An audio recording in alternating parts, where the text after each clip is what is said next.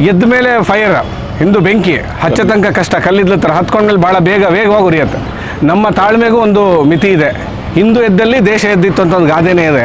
So ಯಾವತ್ತು ಎದ್ದೇಳ್ತೀವಿ ಅಲ್ಲಿ ಮೂಡಲಬಾಗಿಲು ಆಂಜನೇಯ ಪುನರ್ ಪ್ರತಿಷ್ಠಾಪನೆ ಖಂಡಿತ ಆಗುತ್ತೆ. ಇದು ಶತಸಿದ್ಧ. ಅಲ್ಲಿ ದೇವಸ್ಥಾನದ ಕುರುಹು ಇದ್ದರೆ ನಮಗಿರಲಿ, ಮಸೀದಿ ಕುರುಹು ಇದ್ದರೆ ಖಂಡಿತವಾಗ್ಲೂ ಅವ್ರಿಗಿರಲಿ. ಮುಕ್ತವಾಗಿ ನಾವು ಚರ್ಚೆಗೆ ಅವ್ರನ್ನ ಕರಿತೀವಿ. ಖಂಡಿತವಾಗ್ಲೂ ಅವರು ಪ್ರೂವ್ ಮಾಡೋದಿದ್ರೆ ಬರ್ಬೋದಲ್ಲ, ನಾಳೆನೇ ಮಾಡ್ಬೋದಲ್ಲ. ಯಾಕೆ ಎದ್ರಕೋತಾ ಇದ್ದಾರೆ ಅವರು? ಭಯ ಯಾಕೆ ಇದ್ರಲ್ಲಿ? ಅಲ್ಲೇ ಹೋರಾಡ್ತಾ ಇದ್ದೀವಿ. ಕೊನೆಗೆ ಒಂದು ದಿವಸ ಉಗ್ರ ರೂಪ ತಾಳತ್ತೆ. ನಾವು ಖಂಡಿತವಾಗ್ಲೂ ಆಂಜನೇಯನ ಅಲ್ಲಿ ಪ್ರತಿಷ್ಠಾಪನೆ ಮಾಡೋದು ಶತಸಿದ್ಧ. ಇದು ಹಾಗೇ ಆಗುತ್ತೆ. ಅಯೋಧ್ಯೆಯಲ್ಲಿ ಆದ ರೀತಿಯಲ್ಲೇ ಶ್ರೀರಂಗಪಟ್ಟಣದಲ್ಲೂ ಭವ್ಯವಾಗಿ ಹನುಮಂತನ ಪ್ರತಿಷ್ಠಾಪನೆ ಮಾಡ್ತೀವಿ. ಹಿಂದೂಗಳಿಗೆಲ್ಲ ಭಾಳ ಒಂದು ನಾವು ಹನುಮ ಮಾಲಾ ಅಭಿಯಾನವನ್ನು ಶ್ರೀರಂಗಪಟ್ಟಣದಲ್ಲಿ ಆಚರಣೆ ಮಾಡ್ತಾ ಬಂದಿದ್ದೀವಿ. ಕಳೆದ 9 ದಿವಸಗಳಿಂದ ಹನುಮ ಮಾಲಾಧಾರಿಗಳು ಈ ವ್ರತ ಆಚರಣೆ ಮಾಡ್ತಾ ಬಂದಿದ್ದೀವಿ. ನಮ್ಮ ಮೂಲ ಉದ್ದೇಶ ಬಂದು ನಮ್ಮ ಶ್ರೀ ಮೂಡಲಬಾಗಿಲು ಆಂಜನೇಯ ಮೂಲ ಸ್ಥಾನ ಅಂತ ಏನು ನಾವು ಅಂದ್ಕೊತಾ ಇದ್ದೀವಿ, ಆ ಮೂಲ ಸ್ಥಾನಕ್ಕೆ ಪುನರ್ ಪ್ರತಿಷ್ಠಾಪನೆ ಆಗೋ ತನಕ ಹನುಮ ಮಾಲಾಧಾರಿಗಳ ಮುಖ್ಯ ಸಂಕಲ್ಪ ಇದೇ ಆಗಿದೆ. ಓಕೆ. ಇಲ್ಲ, ಇವತ್ತು ಶಾಂತಿಯುತವಾಗಿ ನೀವು ಶೋಭಾಯಾತ್ರೆ ಹೊರಡೋದೇ ಇದ್ದರೆ ಯಾಕೆ ಈ ಪೊಲೀಸರುಗಳೆಲ್ಲ ಹಿಂದೂ ಉತ್ಸವದ ವಾತಾವರಣ ಯಾಕೆ? ಹಿಂದೂಗಳು ಶಾಂತಿ ಪ್ರಿಯರು. ಮೊದಲನೇದಾಗಿ ನಾವು ಯಾವುದೇ ರೀತಿ ಅಹಿಂಸೆಯಲ್ಲೂ ಪಾಲ್ಗೊಂಡಿಲ್ಲ. ಪೊಲೀಸರು ಅವ್ರ ಜವಾಬ್ದಾರಿ, ಅವ್ರ ಕರ್ತವ್ಯ ಅಥವಾ ಅವ್ರಿಗೊಂದೇನೋ ಒಂದು ಭಯ ಇದೆಯಲ್ಲ, ಅದಕ್ಕೆ ಮಾಡ್ಕೊತಾ ಇದ್ದಾರೆ. ಅವರು ನಿಮಗೋಸ್ಕರ ಸೆಕ್ಯೂರಿಟಿ ಕೊಡ್ತಲ್ಲ, ಮೇ ಬಿ ಅದಕ್ಕೋಸ್ಕರ ಕೊಡ್ತಿದ್ದಾರಾ ಅಂತ? ಮೇ ಬಿ ಇರ್ಬೋದು, ಆ ಭಯ ಒಂದು ಅವರಲ್ಲಿ ಕಾಡ್ತಾ ಇರ್ಬೋದು, ಹಾಗಾಗಿ ಅವರಿಗೆ ಮಾಡ್ತಾ ಇದ್ದಾರೆ. ಸೊ ಅದು ಮೂಲವಾಗಿ ದೇವಸ್ಥಾನ ಆಗಿತ್ತು ಅಂತ ಅವರಿಗೂ ಗೊತ್ತಾಗಿದೆ. ಆ ಒಂದು ಕಾರಣದಿಂದ ಮೇ ಬಿ ಈ ಥರದ್ದೆಲ್ಲ ಒಂದು ಸೆಕ್ಯೂರಿಟಿ ವ್ಯವಸ್ಥೆ ಮಾಡ್ತಾ ಇದ್ದಾರೆ. ಇನ್ನು ಎಷ್ಟು ವರ್ಷ ನಮ್ಮ ಹಿಂದೂ ದೇವಸ್ಥಾನಗಳನ್ನ ಉಳಿಸ್ಕೊಳ್ಳೋದಕ್ಕೆ ಹೋರಾಟ ಮಾಡೋದು? ನಾವು ಕಾನೂನು ರೀತಿಯಲ್ಲಿ ಈಗ ಮಾಡ್ಕೊಂಡ್ಬಂದಿದ್ರಿ. ಇನ್ನು ಎಷ್ಟು ವರ್ಷ ಶಾಂತಿಯುತವಾಗಿ ಮಾಡ್ಬೋದು? ಕಾನೂನು ರೀತಿಯಲ್ಲಿ ಅಗತ್ಯವಾದ ಹೋರಾಟನ ಮಾಡ್ತಾ ಇದ್ದೀವಿ. ನಮ್ಮ ತಾಳ್ಮೆಗೂ ಒಂದು ಮಿತಿ ಇದೆ. ಹಿಂದೂ ಎದ್ದಲ್ಲಿ ದೇಶ ಎದ್ದಿತ್ತು ಅಂತ ಒಂದು ಗಾದೆನೇ ಇದೆ. ಸೊ ಯಾವತ್ತು ಎದ್ದೇಳ್ತೀವಿ ಅಲ್ಲಿ ಮೂಡಲಬಾಗಿಲು ಆಂಜನೇಯ ಪುನರ್ ಪ್ರತಿಷ್ಠಾಪನೆ ಖಂಡಿತ ಆಗುತ್ತೆ. ಇದು ಶತಸಿದ್ಧ. ಎದ್ದ ಮೇಲೆ ಫೈರ್ ಹಿಂದು ಬೆಂಕಿ ಹಚ್ಚ ತನಕ ಕಷ್ಟ ಕಲ್ಲಿದ್ದ ಥರ ಹತ್ಕೊಂಡ್ಮೇಲೆ ಭಾಳ ವೇಗವಾಗಿ ಉರಿಯುತ್ತೆ. ಓಕೆ. ಸೊ ಇವತ್ತು ಕೊನೆಯದಾಗಿ ಇಡೀ ಕರ್ನಾಟಕಕ್ಕೆ ಇದರಿಂದ ಕೂಡ ಒಂದು ಸಂದೇಶ. ಅದು ಮೈಸೂರು ನೋಡ್ತಾ ಇದ್ರೆ, ಮಂಗಳೂರು ಎಲ್ಲ ಸ್ಟೇಟ್ ವೈಡ್ ಕೂಡ ನೋಡ್ತಾ ಇದ್ರೆ, ಶ್ರೀರಂಗಪಟ್ಟಣದಲ್ಲಿ ನೀವು ಕೂಡ ಮೆಸೇಜ್ ಒಂದೇ ಮೆಸೇಜ್ ಕೊಡ್ತಾ ಇದ್ದೀವಿ.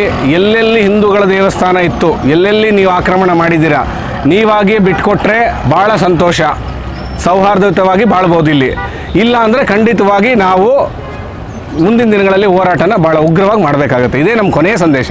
ಕಾನೂನು ರೀತಿ ಮೂಡಲಬಾಗಿಲು ಆಂಜನೇಯ ಸ್ವಾಮಿ ದೇವಸ್ಥಾನ ಏನಿತ್ತು ಮೂಲ, ಆ ದೇವಸ್ಥಾನನ ಕಾನೂನು ರೀತಿಯಲ್ಲಿ ತನಿಖೆ ಮಾಡೋಣ.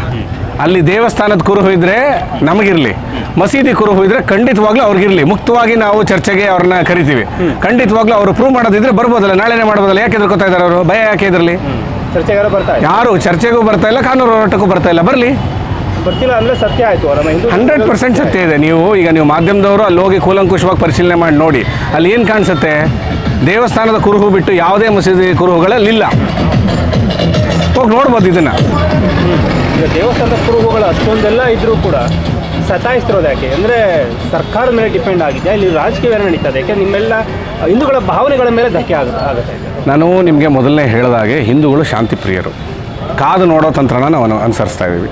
ನೋಡೋಣ ಎಲ್ಲಿ ತನಕ ಅವರು ನಮಗೆ ಇದ್ರ ಬಗ್ಗೆ ವಿಶ್ವಾಸ ಇದೆ, ಕಾನೂನು ಮೇಲೆ ಹೋರಾಡ್ತಾ ಇದ್ದೀವಿ. ಕೊನೆಗೆ ಒಂದು ದಿವಸ ಉಗ್ರ ರೂಪ ತಾಳತ್ತೆ. ನಾವು ಖಂಡಿತವಾಗ್ಲೂ ಆಂಜನೇಯನ ಅಲ್ಲಿ ಪ್ರತಿಷ್ಠಾಪನೆ ಮಾಡೋದು ಶತಸಿದ್ಧ. ಇದು ಹಾಗೇ ಆಗುತ್ತೆ. ಸ್ವಲ್ಪ ಸಮಯ ಬೇಕು. ಕಾನೂನು ಮೇಲೆ ಗೌರವ ಇಟ್ಟು ನಾವೆಲ್ಲ ಒಂದು ಶಾಂತಿಯುತವಾದ ಹೋರಾಟ ಮಾಡ್ತಾ ಇದ್ದೀವಿ. ಸಂಕಲ್ಪ ಮಾಡಿಕೊಂಡು ಮಾಲಾಧಾರಣೆ ಮಾಡಿಕೊಂಡು ಭಗವಂತನಲ್ಲಿ ಕೇಳ್ಕೊತಾ ಇದ್ದೀವಿ. ನಮಗಿನ್ನೂ ಹೆಚ್ಚಿನ ಶಕ್ತಿ ಕೊಡೋಲ್ಲಿ ನಿನ್ನನ್ನು ಪ್ರತಿಷ್ಠಾಪನೆ ಮಾಡೋದಕ್ಕೆ ಅಂತೇಳಿ ಮಾಡ್ತಾ ಇದ್ದೀವಿ.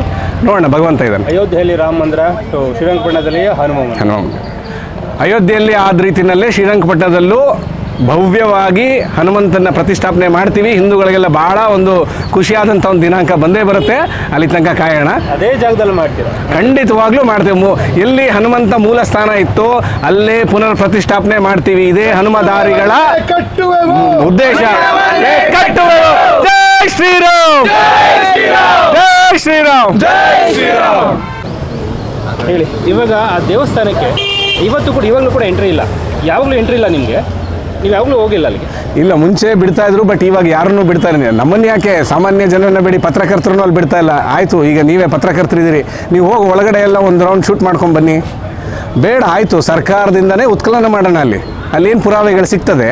ದೇವಸ್ಥಾನದ ಸಿಕ್ಕಿದ್ರೆ ನಮಗೆ ದೇವಸ್ಥಾನಕ್ಕೆ ವಹಿಸಿ, ಮಸೀದಿ ಸಿಕ್ಕಿದ್ರೆ ಭಾಳ ಸಂತೋಷವಾಗಿ ನಾವೇ ಬಿಟ್ಕೊಡ್ತೀವಿ ಹಿಂದೂಗಳು. ಅದರಲ್ಲೇನಿದೆ ಅತಿಶಯೋಕ್ತಿ? ಕರೆಕ್ಟ್. ಅಲ್ಲ ಅಂದರೆ ಸರ್ಕಾರದ ಮೇಲೆ ಹೇಳ್ತಾ ಇಲ್ಲ, ಯಾವುದೇ ಸರ್ಕಾರ ಬಂದರೂ ಕೂಡ ಇದೇ ಪರಿಸ್ಥಿತಿ ಅಲ್ಲ ನಿಮಗೆ? ಎಲ್ಲ ಸರ್ಕಾರ ಬಂದರೂ ನಮ್ದು ಇದೇ ಪರಿಸ್ಥಿತಿ ಆಗಿದೆ. ಹಿಂದೂಗಳು ಎಲ್ಲನೂ ಬೇಡ್ಕೊಂಡು ಪಡ್ಕೊಳ್ಳೋ ಅಂಥ ಪರಿಸ್ಥಿತಿ ನಮಗೆ ಬಂದಿದೆ.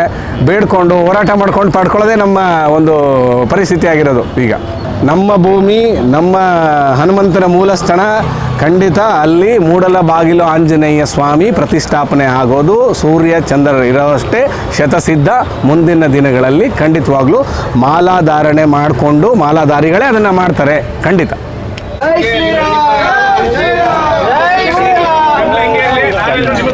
ಖಂಡಿತವಾಗ್ಲೂ ಸರ್.